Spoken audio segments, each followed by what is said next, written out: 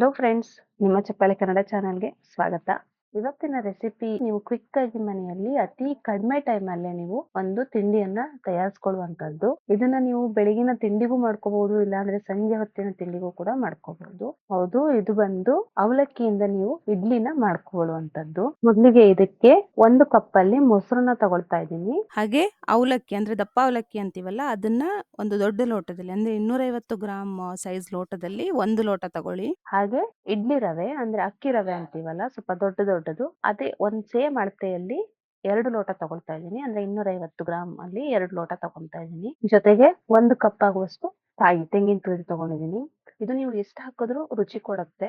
ಅದಕ್ಕೇನ್ ಅಳತೆ ಬೇಕಾಗಿಲ್ಲ, ನಿಮಗೆ ಬೇಕಾದಷ್ಟು ಹಾಕೊಳ್ಳಿ. ಫಸ್ಟ್ ರವೆಯನ್ನ ನಾವು ಚೆನ್ನಾಗಿ ತೊಳೆದ್ಬಿಟ್ಟು ನೆನ್ಸಿಟ್ಕೋಬೇಕು. ಒಂದು 1 ಅವರ್ ನೀವು ನೆನ್ಸ್ಬೇಕಾಗತ್ತೆ. ಇದನ್ನ ಚೆನ್ನಾಗಿ ತೊಳೆದು ನೀರಲ್ಲಿ ನೆನ್ಸಿಡಿ. ಆದಷ್ಟು ತುಂಬಾ ನೀರ್ ಹಾಕಿ, ಯಾಕಂದ್ರೆ ನೀರ್ ಫುಲ್ ಕುಡಿಯುತ್ತೆ. ಹಾಗಾಗಿ ನೀರನ್ನ ಆದಷ್ಟು ಜಾಸ್ತಿ ಹಾಕೊಳ್ಳಿ. ಹಾಗೆ ಇನ್ನೊಂದು ಪಾತ್ರೆಯಲ್ಲಿ ಅವಲಕ್ಕಿಯನ್ನ ಕೂಡ ನೆನ್ಸಿಟ್ಕೊಳ್ಳೋಣ. ಇದನ್ನು ಅಷ್ಟೇ 1 ಅವರ್ ನೆನ್ಸಿಡ್ಬೇಕು. ಹಾಗೆ ಸ್ವಲ್ಪ ನೀರು ಜಾಸ್ತಿ ಹಾಕಿಡ್ಬೇಕು. ಇವಾಗ 2 ಕೂಡ ನೆನ್ಸಿಟ್ಟಿದೀವಿ. ಹಾಗಾಗಿ ಇದನ್ನ 1 ಅವರ್ ಸೈಡಲ್ಲಿ ಇಡೋಣ. ಇವಾಗ 1 ಅವರ್ ಆಗಿದೆ.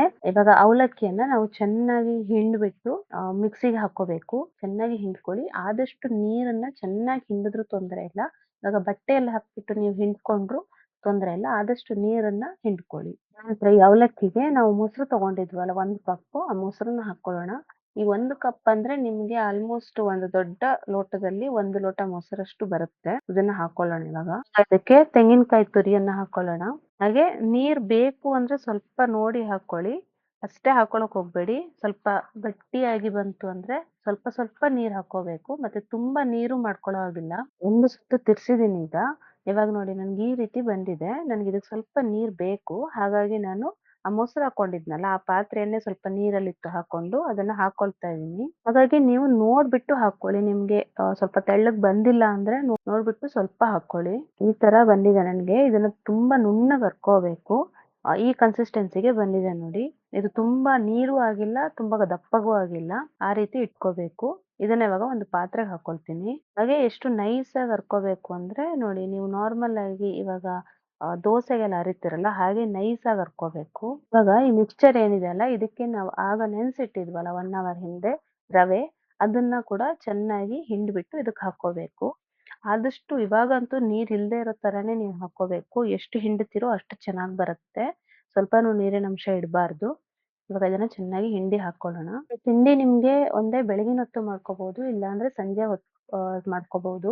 ಆದ್ರೆ ನಿಮ್ಗೆ ಬೆಳಗಿನ ಜಾವದಲ್ಲಿ ನಿಮಗೆ ಟೈಮ್ ಆಗಲ್ಲ ಅಂದ್ರೆ, ಯಾಕಂದ್ರೆ ನಾವ್ ಇದನ್ನ ನೆನ್ಸಿಟ್ಬಿಟ್ಟು ಅರ್ದು ಮತ್ತೆ ಸ್ವಲ್ಪ ಹೊತ್ತು ಇಡ್ಬೇಕಾಗತ್ತೆ. ಹಾಗಾಗಿ ನಿಮ್ಗೆ ಬೆಳಗಿನ ಜಾವದಲ್ಲಿ ಟೈಮ್ ಆಗಲ್ಲ ಅಂದ್ರೆ ನೀವು ಸಂಜೆ ಹೊತ್ತು ಮಾಡ್ಕೋಬಹುದು.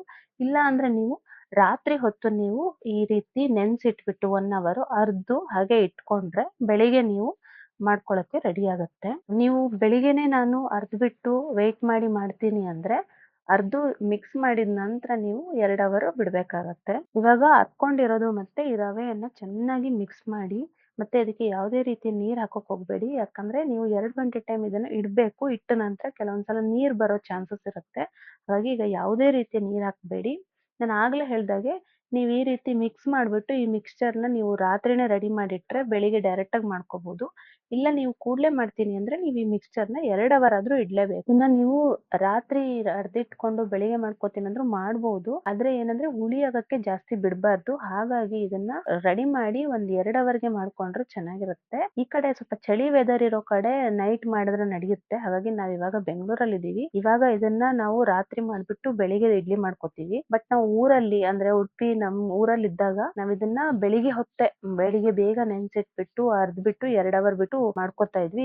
ನೀವು ನಿಮ್ಮ ವೆದರ್‌ಗೆ ತಕ್ಕಂಗೆ ನೋಡ್ಕೊಂಡು ನೀವು ಮಾಡ್ಕೋಬೇಕಾಗತ್ತೆ. ಈಗ ಇದನ್ನ ನಾವು ರಾತ್ರಿ ಮಾಡ್ತಾ ಇದೀವಿ. ಹಾಗಾಗಿ ಬೆಳಿಗ್ಗೆ ಇಡ್ಲಿ ಮಾಡ್ಕೊಳಕ್ಕೆ ಮಾಡಿರುವಂತದ್ದು. ಇವಾಗ ಇದು ರೆಡಿ ಆಗಿದೆ. ಇದನ್ನ ಸೈಡಿಗೆ ಇಟ್ಕೊಂತೀನಿ. ಇವಾಗ ಬೆಳಿಗ್ಗೆ ಆಗಿದೆ. ಇವಾಗ ನೋಡಿ ಈ ತರ ಬಂದಿದೆ ಕನ್ಸಿಸ್ಟೆನ್ಸಿ. ಇದು ಸ್ವಲ್ಪ ತೆಳ್ಳನೆ ಆಗಿದೆ. ಯಾಕಂದ್ರೆ ತುಂಬಾ ಹೊತ್ತು ಬಿಟ್ಟಿದ್ವಲ್ಲ ಹಾಗಾಗಿ. ನೀವು ಒಂದ್ ವೇಳೆ ತುಂಬಾ ಹೊತ್ತು ಬಿಟ್ಟು ಈ ತರ ತೆಳ್ಳಗಾದ್ರೆ ನಿಮ್ಗೆ ಒಂದು ಟಿಪ್ಸ್ ಕೂಡ ಕೊಡ್ತೀನಿ.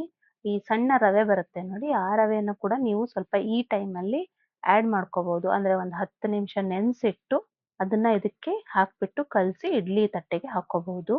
ಹಾಗೆ ನೀವು ಮತ್ತೆ ಇನ್ನೊಂದೇನಂದ್ರೆ ಅರಿಯುವಾಗ ನಿಮ್ಗೆ ನೀರ್ ಬೇಡ ಅನ್ಸಿದ್ರೆ ಸ್ವಲ್ಪ ಮೊಸರನ್ನೇ ಜಾಸ್ತಿ ಹಾಕೊಳ್ಳಿ. ತೊಂದ್ರೆ ಇಲ್ಲ ಅವಾಗ.